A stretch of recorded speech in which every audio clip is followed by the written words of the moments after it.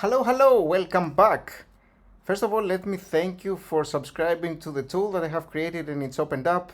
We already have people, it's nice to see that. I hope you are having an awesome time. Thank you for being awesome. Thank you for the support and thank you for being around.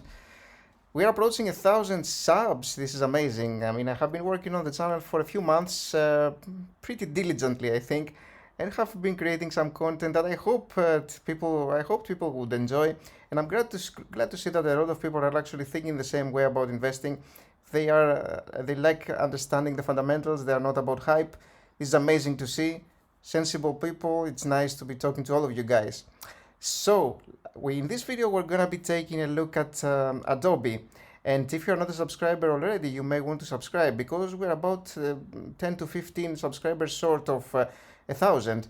And you know what you can do if you are the 1,000th member? You can actually unsubscribe and then you become 999. Then you subscribe again and you have me watching at you and be like, okay, what's happening over here? So you can play a little bit of a prank at me. So let's take a look at Adobe. Adobe is a company that has quite a few employees, of course. 26K is being reported here. And it's an IPO date that is very old, a very, very well-known suite of tools that is pretty nice. And I have used them myself in the past. Very nice tools, obviously Photoshop. They have a lot of other things, After Effects and all that. It's a US company that we're going to be taking a closer look at through our stock analysis tool. Now, first off, let's take a look at the stock news, what's going on there. You'll see that news I always like to be taking a look at the news over here, the news sort of like list, because it gives me an idea of what is happening right now. And in a very, very quick manner, I can actually see whether there's something important about the company. So as you will see here, things are being discussed that are a little bit generic here. Adobe enters buy territory, it's down 30%. So you're not really seeing something that is happening live in terms of news. Okay, let's take a look at the stock analysis chart then. So over here, you're looking at the company that is sitting at $414 almost, down from 700. So it's down actually 40%, 41 almost, from its 1-year high. Yet that doesn't mean that it's cheap. Cheap is a relevant term that has to do with the financials of the company. And this is why we're taking a look at what's going on with the ratios. Super important. Now, if you take a look at the max chart, which is of course important to understand because it gives us a sense of how the company has been moving through the years, you will see that it's basically only had one time when it's been going down, and that is right now. The other times were actually very, very small in terms of duration. Right now, it's been going down quite some, so extensively down from its highs. It may be an interesting opportunity to buy though, so let's take a look. The PE ratio of the company is sitting at 40, and if you notice the previous years, it's never been lower than this one, yet 40.6 is not very low to begin with, so it seems like it may be a little bit overstretched here. However, I pay more attention to the price to free cash flow ratio. It's more important because net income can be skewed with all sorts of ways, including depreciation and amortization. And you can actually get a very, very bad actual number in terms of the PE ratio and think that this is good, but then because of this depreciation amortization, you are actually skewing your results. You're actually getting a false view of the company. And this is why price to free cash flow ratio is better. It gives you a more concrete, a more precise idea of what the company is doing with its cash flow. And it's much, much more important, as I have explained in multiple videos pretty much in the past. Now, the outstanding shares of the company are going down, which is obviously a nice sight. We do want companies that are actually buying back shares, of course, and the company has been buying back a little bit, so that's a great thing. And this is another thing that I like from companies not having too many total liabilities compared to their free cash flow, the cash flow that they generated last year. This number here means that the company requires almost 2 years, this is 1.8 years, of last year's free cash flow to pay back all their total liabilities, that is. And so this is pretty nice because the company is solvent. This points to a company that if they really wanted to, they can pay off all the debt and keep going with their operations just by using last year's free cash flow, which points to a company that is very unlikely to have actually troubles in the future in terms of debt. This is a figure that I really like to see low here, generally speaking, for companies. Okay, so the 5-year revenue growth has been increasing as well. increasing pretty nicely because the company's absolute revenue numbers are not huge, so the company does have room for growth for sure, and the net income growth has been increasing pretty nicely as well. So we're looking at pretty steep increases, almost 3 times increasing their net income growth over here. So that's amazing for the company, and 5-year free cash flow growth also increasing pretty nicely from 2.7 to 6.8 here. All right, pretty great so far.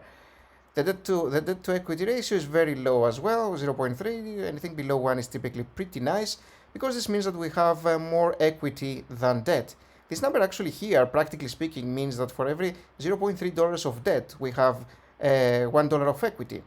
So practically 30% debt over equity is what we're having here. Pretty great net income margin as well, 30%. A software company, remember, software companies have great margins, which is why I really like them. Pretty great margins. They used to be a little bit better, but still pretty great. And look at these returns, amazing returns from Adobe, 18%, 34%, 31% over here. Very cool stuff. And the thing here is, you can see this, for example, they scare you, by the way, a little bit because it's high. You typically want it to be near 1. But remember, this is a software company, and so software companies can have a lower book value, and that can happen.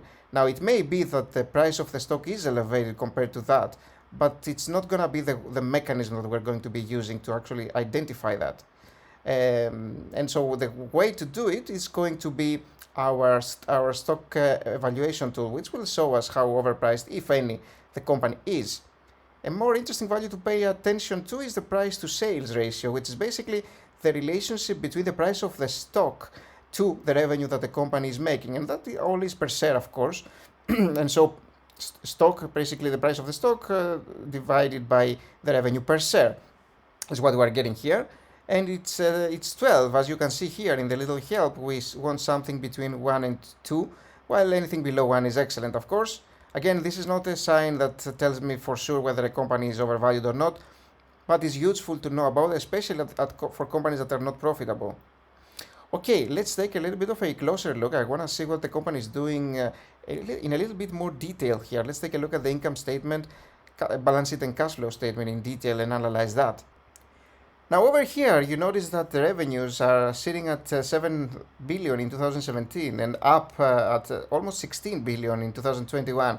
So pretty good growth. As you'll see, the company is growing their revenues at about 15 to 20, 25% maybe a year. Now the net income of the company has been increasing as well. A very pleasant sight to see. 1.7, 2.5, 2.9, 5.2. A little bit of a loss here. Again, a company can have and will have at some point a little bit of worse year. That's normal. That's nothing to really scare you. This is an opportunity potentially to buy, as long as the price is right, of course. Now the balance sheet is the next thing. And you will see here that the company has total assets of 27 billion, 12 billion of liabilities, total liabilities that is, and a total equity, because this is a subtraction of the two, is $14.8 billion, up from 8.4 that it used to have about 5 years ago. So that's also a pretty nice growth, and again, it's positive values every year. So the financials of the company are looking pretty nice so far. Now, the net income is top line here, of course. This is how the cash from operating activities sheet starts with, because this is laid out to produce the cash provided by operating activities. And so this is why it's important to see how this breakdown happens. Stock-based compensation is quite some, and depreciation and amortization is a little bit as well over here. So these values are added back to the cash flow statement because they are non-cash expenses. And this actually yields a $7.2 billion of free cash flow for the company. Pretty healthy stuff looking at the cash by operating activities over here. And I like the fact that they are also increasing at a steady pace for the most part. Investing activities cash flow is negative as well, a pretty sight because the company is investing in themselves. Capital expenditures, of course, pretty steady as well. That's nice to see. A little bit of acquisitions going on here, sales of some investments as well, and purchases of others. Very normal stuff. Now, and you will see that actually the company has massively increased their spending in investing activities. That's very interesting, by the way. Look at this. This is minus 750, which means that the company is actually spending more in investing over here than last year. Pretty nice, actually. I like to see that. Okay, and the cash from financing activities, what's going on here? Companies are paying back some debt and repurchasing shares as well. Quite some is what we examined already. They're repurchasing back shares like crazy. It looks like cool stuff to see as well. Now the cash used to be at about 2 billion, 2.3 billion. Right now it's sitting at 4.4, 4 years later. Oh, 3.8, sorry. So it has increased, not dramatically, but it has increased, so that's nice. The free cash flow 2.7 to 6.8. Another one that has grown pretty nicely, and you'll see that it's been growing at near same levels every year. So pretty stuff to see from the company. Now the question is, the company looks amazing, looks pretty good in terms of its financials, steady financials, everything green, pretty much increasing their top and bottom lines every year with some minor slumps. Yet, how much should we be paying for this? Now, this company has been having, as you'll see, pretty much the same revenue growth every year. This is insane. But we won't go that far because we want to have a little bit of a margin of safety. So we're gonna go 18 here. Let's go 20, and let's just say that it will be achieving 22 for our high ones.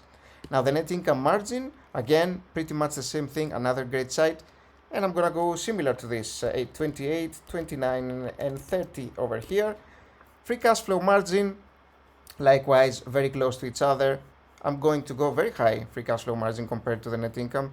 I'm gonna go 100 and let's just go 100. Whoops. Let's go 100 here. 100 and let's go 105 and 110. And an annual return of 13% is what we want to be typically making out of this company. And yeah, let's just try these numbers and see what we get out of this one. So we're getting that the max price to pay for our low estimates is 262, and our high one is 360 here. And if we give it a little bit of an extra push here in terms of the free cash flow margins, let's just say 110, 120, and 130 here, because the company seems to be achieving that. Let's just see what we're getting now. Now we're getting our high estimates closer to our current price. Now, the company is great. I love the company. The price is mediocre, is the problem. I'd like to get it at a better price, because for me, I always like to buy at a margin of safety, because this allows me to make more money in the long run. And so I may actually wait for it to go down a bit before potentially having an interest in this company in terms of its stock price. Amazing company again, but I would probably, they are at 414, yes. So I'd probably want to get them near this price, to tell you the truth.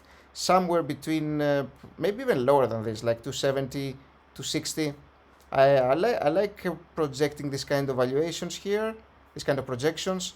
I think this makes sense. Maybe something around 280, 270, maybe something around that. A little bit of an extra margin of safety. But right now, as it is, $413, it's a little bit more expensive for my taste. So I think I would avoid it potentially, at least myself. I think it's a little bit overpriced still, even though it's been going down for a while now. You can see how much companies were overpriced to begin with, and this is why this kind of reduction in stock prices feels like they are crashing, but practically speaking, they are going back to their senses if you actually take a look at the real finances of the company. So thank you for watching the video. I hope you enjoyed and it was helpful for you. And thanks again for being around and supporting the channel. I'll see you very soon. Bye bye.